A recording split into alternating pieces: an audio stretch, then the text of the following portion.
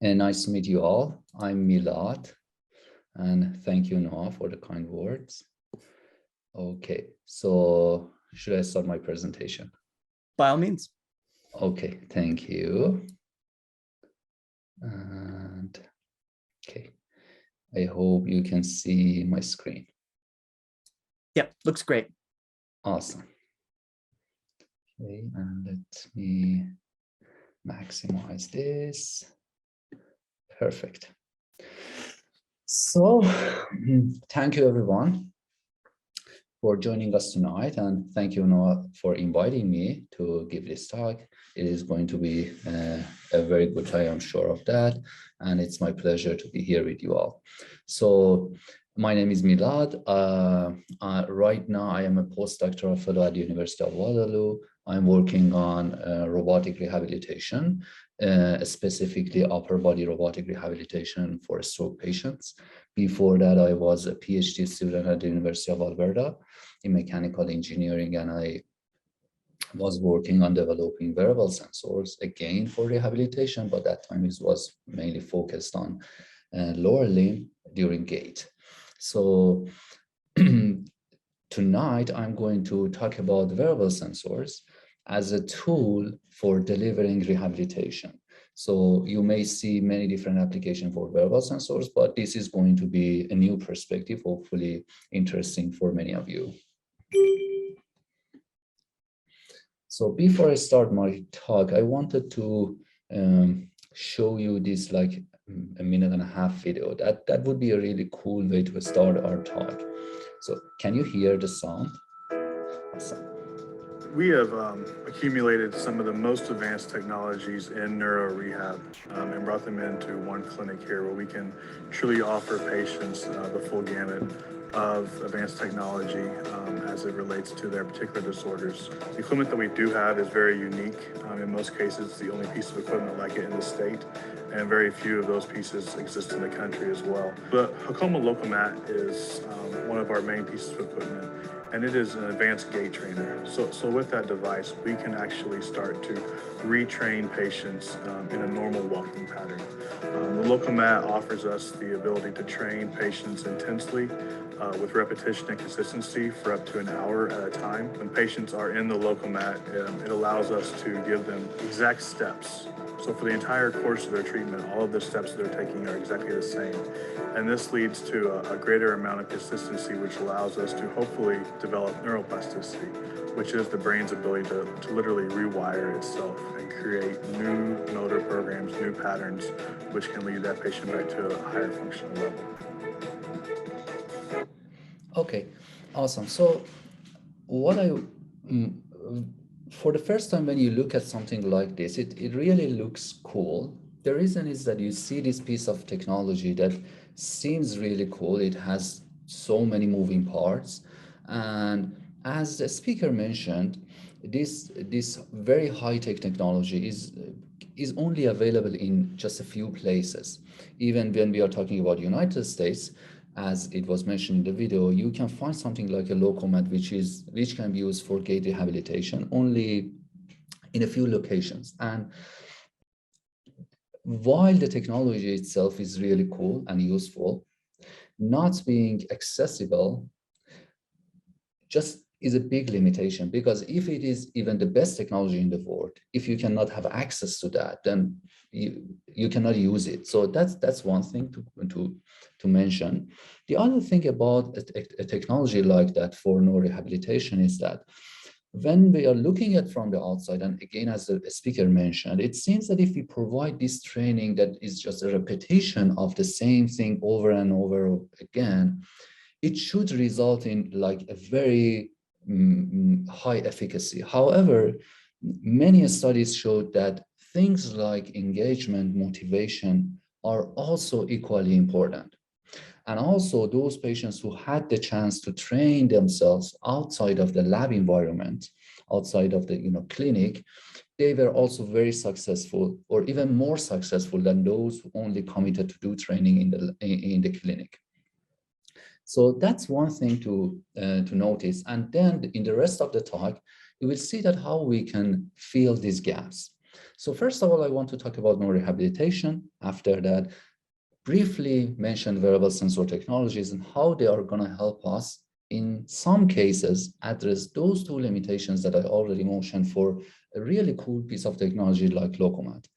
And from there, I want to talk about how we can use gait wearable technologies for gait rehabilitation. So let's start with talking about rehabilitation versus no rehabilitation. So specifically, when we talk about no rehabilitation, we are talking about performing type of activities which let our brain to regain the functionality that it had once, and it happens through neuroplasticity. So it is very important, and it can be different compared to just normal rehabilitation. When you have a broken arm, you may go and do different type of physiotherapy with different type of activities, maybe body weight training and things like that. However, in neurorehabilitation, the goal is different. So that is important to remember, because the type of technology that we want to design should accommodate this feature of neurorehabilitation.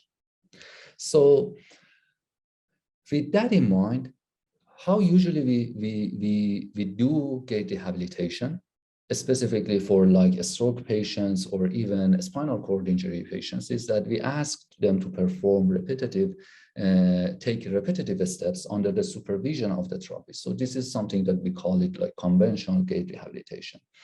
However, on the right-hand side, you see what we call it instrumented gait rehabilitation, where we have other pieces of technologies or sensors that can measure the motion of the person during rehabilitation. And from those measurements, we can provide real-time, sometimes, feedback for the patient. And the role of that feedback would be very important when we are talking about neurorehabilitation. So for example, in the picture that you see, here we have an instrumented treadmill. Here we have motion capture cameras, and all of these elements together, they can measure, if I can find, no, I cannot. So they can help us to measure the motion of the person and provide feedback during training. So just summarizing what I already mentioned, with conventional gait rehabilitation, we can perform activity under the supervision of the therapist. However, for that, we need to have the therapist available, and also the amount of information that we can offer to our patient would be limited. On the other hand, for instrumented gait rehabilitation, we can provide visual or auditory biofeedback during gait rehabilitation using like a motion capture system or a treadmill. However, still these technologies, not as limited as like something like a Locomat that we saw in the first slide, still they are limited, and not all clinics or hospitals have access to such technologies. Also, for something like motion capture system, there is a high pre-processing and post-processing time, and using them in real time is not that easy. And also using something like an instrumental treadmill for patients who has some limited capacity for motion can reduce their engagement. So summarizing our goal and then getting to our solution, what we want to do is to measure human motion with some sort of sensor during rehabilitation and provide feedback. Hopefully, central nervous system will use that feedback to learn the type of activities that our patients want to do. And from there, we can improve the efficacy of the rehabilitation. So here, I want to talk about the main two pieces of information that we can use, pieces of technologies that we can use to measure motion of our patients. So I borrowed this slide from my supervisor's slide. I guess he's also here with us, Dr. Rohani. So what you can see here is at one side, we have like motion capture system, which is a device with high accuracy and therefore trusted by clinicians. However, as I mentioned before, it is expensive. It is not available in all places. On the other hand, we have wearable technologies that can let us to measure motion, yet they are easy to use, yet we have to validate them for each application because they are not trusted like motion capture system. They are less expensive. And the good thing about that is we can ask our patients to wear them and go outside or just live their life. And we can do all that measurements in those settings, and we are not limited to the lab. So first, let's just see what do I mean by wearable technology, because I just repeated that so many times. So I just did a very simple Google search and just search wearable. And interestingly, none of the images were just like, you know, a shoe or clothing or a t-shirt, something like that. All of them were in some sort of technology. So you see here mostly smartwatches, maybe instrumented shoes, things like that. So when I say wearable technology, I mean a piece of technology that we can wear. They have different applications. Maybe you can use an accelerometer in a helmet to detect crashes or accidents. Maybe you can use like physiological sensors, like a heart rate monitor for first responders, or something like a smartwatch, as simple as a smartwatch for our senior citizens to identify and detect their daily activities. And we will get to that later in the talk. Another cool thing about wearable technology is that they can be integrated with the Internet of the Things. So because we are wearing these sensors all the time, they have this capability of measuring whatever we are interested in all the time. And they can send it to like a computer or a tethered smartphone. From there, we can process, store, and later transmit the data to like a cloud server where our physician has access to that cloud storage. They can also perform processing and then make decisions based on that. So it is also a very important feature of wearable technologies. Now let's go back and focus on what we want to our wearable technology to do. So our goal is to measure lower limb motion. And for that, we are talking about two things. So we want to perform motion tracking. For that, we need to know the segment position. So for example, if you are talking about lower limb, I mean foot, shank, and thigh, and some cases pelvis. And we need to know the position of the segments. And if somehow I can measure the position directly, or if I can somehow measure the acceleration of the segment, we'll see that how we can do that later, then I can get the position by just double integrating the acceleration. Also, another piece of information that is critical is like joint angles. It is also very informative. We are interested in knowing that. To know the joint angle, like the knee angle, we need to know the orientation of the two segments, the proximal and distal, here shank and thigh. And if we know those orientations, we can find the knee joint angle as well. Now, what sort of wearable technology can let us to do that? So first of all, we have many different types of wearable technologies. Here, because we are talking about motion tracking, there is this specific class of them, which are called inertial measurement units, or IMUs, that are useful for this application. So an IMU is a device that has generally an accelerometer and a gyroscope in it, and the accelerometer measures the acceleration, and the gyroscope measures angular velocity. And here you can see just the IMU in its housing. Here you see the board of it, and here you see the schematic that shows what are the things that are included in that. Definitely, it has a microcontroller to put all of this data together, maybe a transmitter to send the data to something else, to a computer. But generally, what we want to know is that, is there an accelerometer? Is there a gyroscope? So we can use that data for motion tracking. Now let's assume we have our IMU in place, but there is this tiny problem with IMUs. And the problem is, assume that this box, this gray box, is an IMU attached to the foot. Whatever the IMU measures is with respect to the inertial frame of the sensor. So it is with respect to this green inertial frame that is like the accelerometer or gyroscope inertial frame. However, presenting this raw information to like clinicians is not going to be very interesting for them. They want to know quantities like acceleration, angular velocity, joint angles, whatever, they want to know them in a convention defined by themselves. And they call it like the anatomical frame of the segment, which I showed it here by like this purple one. Therefore, whenever we use IMUs and we target like clinical applications, we have to have this sensor to segment calibration that transforms our data from sensor frame or inertial frame of the sensor, which is like acceleration here, to anatomical frame of the segment. And therefore, we have to come up with this rotation or transformation that transforms data from sensor frame to anatomical frame. To do that, we can do many things. For example, we can ask the person who is wearing the IMU to perform functional tasks like performing a single axis motion using the information that we get during that functional task or posture.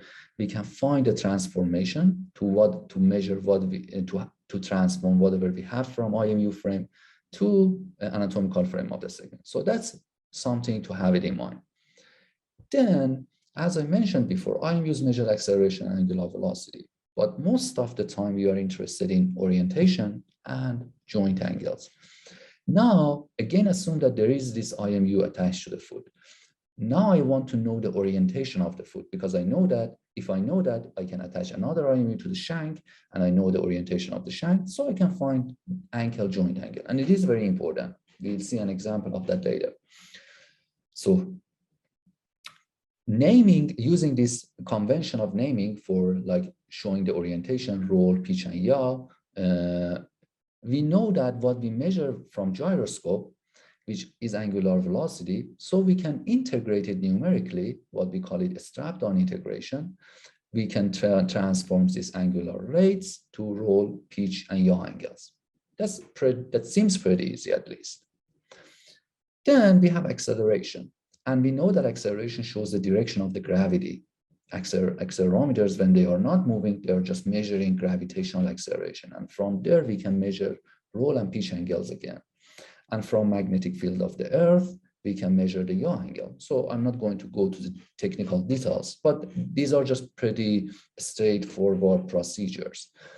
However, each of these sensors have its own limitation. For example, gyroscope is not good for long duration measurements. The reason is we have angular velocity, we have to numerically integrate it.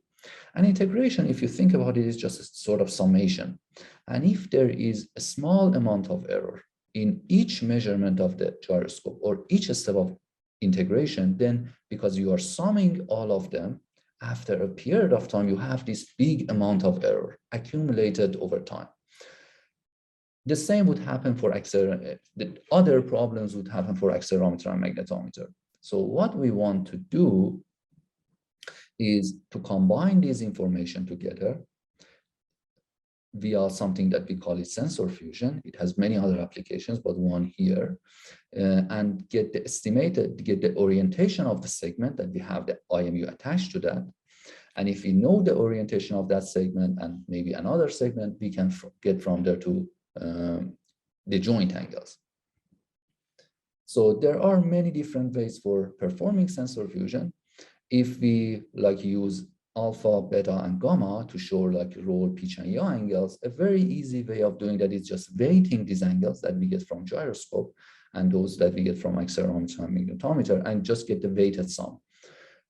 However, this weight K, it is not always easy to find that. There are generally two different approaches for doing that. One is called like a complementary filter, which is a deterministic approach for finding this weight K. And there is this other approach, which is a statistical one. We call it a Kalman filter. It has, again, many different applications. One here, and it is a statistical way to find this weight K. Making long story short, with sensor fusion algorithms, we can estimate the orientation of a segment that the IMU is attached to. And if we have two IMUs on the proximal and distal segments, we can find joint angles. And that would be very interesting for many different applications.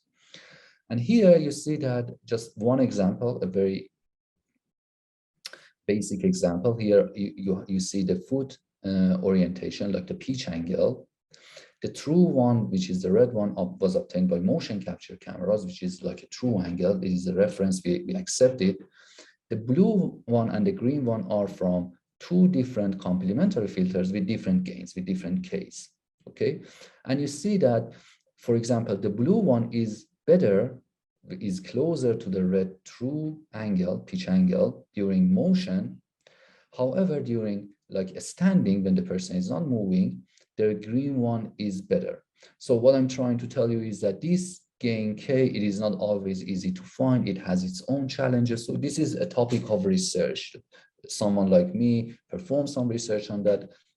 At the end, we are going to end up with this sensor fusion algorithm that can let us to measure the orientation of the segments. Now let's go beyond this. The cool thing about attaching an IMU to a segment, specifically foot, is that we can measure multiple things at a time. Here, we can use IMU attached to the foot, not only for finding its orientation or its acceleration as raw data, we can also use it to detect gait events as a person is walking. So we don't need it like an instrumented treadmill. We can use the same IMU to do the job. Detecting gait events, specifically the temporal gait events, like the time that heel strike or toe off during gait happens, or many other ones that you can see here in the picture, they are important for us because they can first let us to perform a quantitative gait assessment. So if we have a patient with some level of impairment, we can ask them to perform like a gait trial for us, a walking trial for us, and we can use the IMU data to identify the type and severity of the impairment. Also, they are important, these temporal gait events, because we can just directly provide them as feedback to our patients. We can let them know how they are doing by providing this information to them. And lastly, we can use them to control a neuroprosthesis or something like a functional electrical stimulation. So for example, if we are talking about like foot drop, patients who are suffering from foot drop, they have tibialis anterior muscle of the foot that is not accessible by the nerves. The nerves cannot activate it at the right time. So if we can identify like a gait event like toe off, we can activate that muscle to fix foot drop with external electrical stimulation. So they have many different applications. However, there is a catch. Always there is a catch. Here the catch is, if we want to use our algorithm for a real rehabilitation purpose, first of all, we have to be sure that it has high sensitivity and precision. It means that it only detects true events. It's not going to be detecting the person is in the swing phase, your algorithm is going to detect a heel strike. It doesn't make sense. In the middle of the swing phase, a heel strike won't happen. So you want it to have high sensitivity and precision. Also, you want it to have high temporal accuracy. It means that if an event happens like right now, the IMU and the algorithm are capable of detecting it very close to the actual time that it happened. And also, we want it to be able to be implemented in real time because we want to provide real-time feedback for our patients. So in the past, how people used to do that was just looking at the raw data of shank or foot angular velocity or acceleration. And here you can see different examples of them. You don't need to look at all of them, but what you see here is that most of these signals, as you can see, are noisy. And here I showed like the initial contact, which is like heel strike, and the terminal contact, which is toe off on the signals.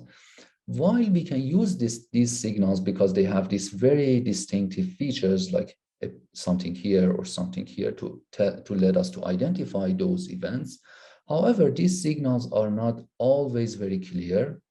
They are noisy, and their pattern could change. And therefore, if we want to use them in real time, they could be problematic.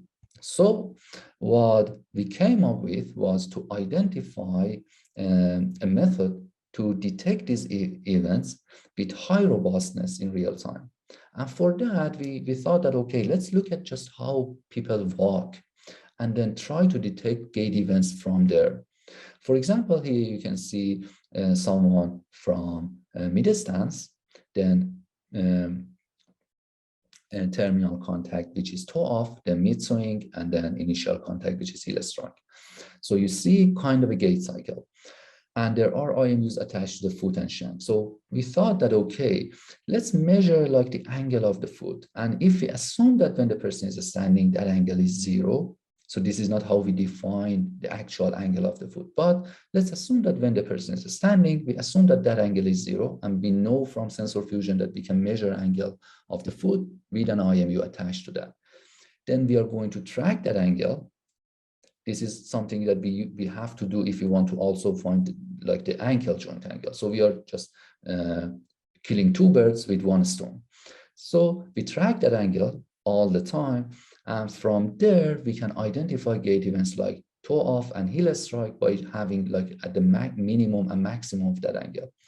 If I want to show that here to you just more clearly, this is that angle that I was talking about. And if you look at it, there is this minimum and maximum, which are very close to the true events that were detected by pressure insole. And if I detect just the minimum and maximum, I can be sure that I am detecting events that are very close to the actual event. Also, I can apply some thresholds, some rules to make sure that I only detect the true events when they are happening and not detecting like stupid events in the middle of the mid swing, detecting a heel strike, something like that. Now, all of the things that I already talked about was just focusing on measuring things, quantifying the gait rehabilitation, the normal gait rehabilitation that we do.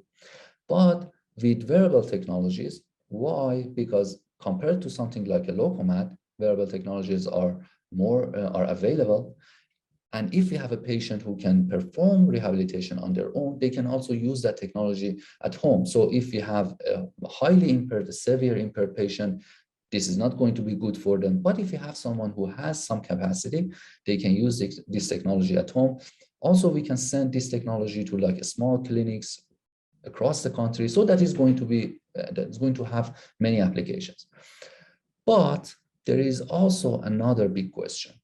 So as I mentioned, there is always a catch. So let's say we have any technology, Locomat or wearable, and we perform gait training, but how can we identify or how can we quantify the efficacy of our training? One way for doing that is analyzing the daily activity of our patients. So if we are analyzing daily activity and we see that, because gait is directly related to mobility, and if we see that the mobility is increasing, then we know that our gait training is affecting the life of that patient. For example, here you can see 2 different people, one healthy and one disabled. So these are just representative graphs, they are not real. But if we analyze the daily activity for a long duration of time, and we analyze like sitting, standing, walking, and lying, we will see that a patient has like more sitting and lying, while a normal person has more standing and walking periods, and just not just the duration of them, also the combination of them. For a normal person, that person is going to stand and walk and then sit and repeat that randomly, while a patient would just be more inclined to have more sitting and lying periods and one after each other. So this is the next goal. The cool thing about wearable technologies, again, is that we can do the same task with them as well. So what I did was, let's attach one sensor to a place that we are reliable. It's not going to be affected with like other things on the body. And also it is minimally interfering with daily activities, like a sensor to the chest. Then our goal is to detect standing, sitting, lying, walking, and even walking upstairs and downstairs, because we know patients cannot just easily walk upstairs or downstairs. So from there, we collect some data, we perform a visual alignment on the data, because with a wearable sensor, a patient is going to attach it to themselves in their home. The issue with that is they may just attach it a little bit off. So we perform this virtual alignment. This is very similar to like sensor to segment calibration that I already mentioned. We use actually the same thing to perform this virtual alignment to be sure that the data that we are measuring is reliable. Then we perform filtering to remove noise. Then we use very basic rules, biomechanic rules, to detect postural transitions, like transition from sitting to standing or standing to sitting, that you can see here. And from there, if we know postural transitions, we can detect daily activities. So here I wanted to show you, for example, I'm not sure how I can do that, but okay, I have to end the show. No, please let me know if I'm going over time. I just wanted to show you like a very quick demo of. Sounds perfect. Okay. So for example, this is a toolbox that we developed in MATLAB. And here you collect just the data with wearable sensors. And here it shows you how we can analyze it. So you provide this information like the name of the person and think this is going to be the end user of our product. And other information that are useful for us to have a record of them. Then after loading the data, that is just the raw data that was recorded. Now, what you see here is, for example, a barcode representation of physical activities. You can see different activities, and each color is going to be associated with one activity. You see that the duration of this trial is long, and the activities are color-coded like this. So red is showing standing. For example, yellow is showing walking, and you see the difference between them. Also, we can quantify like the time for each activity, the ratio that happened for each activity, and I don't know, the number of postural transitions. So this is also very important because we know patients cannot easily perform postural transitions, the total duration of the rest period, and things like that. So with wearable sensors, we are able to capture all of this information. And the good thing is that we have like one sensor, it can do a lot of job for us. We don't have like fancy motion capture. We need like those fancy technologies because at the end of the day, we have to validate our wearable technology. But if we have a validated wearable technology like the one that I showed you, they can do really cool things. And the good thing is that they are cheap and we can make them available to like many patients in even remote areas. So, summary. We have, our goal is to perform therapeutic gait training. And many studies showed that providing biofeedback would help our patients to improve the efficacy of their training. So what we can do, one solution, not going to fit all patients, but some patients that have some level of functional capacity, is to use wearable sensors. So we attach like inertial measurement units, which are motion tracking units, to the body. Then we need to perform sensor to segment calibration because we are interested in clinical gait analysis. We can also use sensor fusion algorithms to get the orientation of the segments. For example, here you see this orientation of the shank. Also, we can perform, and then we can apply our sensor to segment calibration to the orientation that we found. So we know the anatomical orientation of the segment. And if we know that for like shank and thigh, we can get the joint angles. And if we know the orientation of all these segments, we know all the joint angles for lower limb. Also, we can use the same orientation that we calculated before to find the foot orientation. And from there, we can detect like heel strike and toe off, which are two main events during gait cycle. Then we can transform all of this information to a computer. From there, based on the decision that a therapist can take, we can present some of this information with a different frequency or different modality to our patient, depending on the different conditions. We can select which information to present. Now we have something that we can call it instrumented therapeutic gait training. Also, we have daily activity monitoring with another sensor attached to the sternum. From there, we can identify if our training is effective or if we have to go and just make changes to our training. So that's it for my presentation. Thank you, everybody. I'll be happy to take your questions. But before that, I just want to thank you for joining me tonight. And also, appreciate my supervisor, Dr. Rouhani, my PhD supervisor, Dr. Rouhani, who was with us. I hope he's here as well. And also many organizations here in Canada.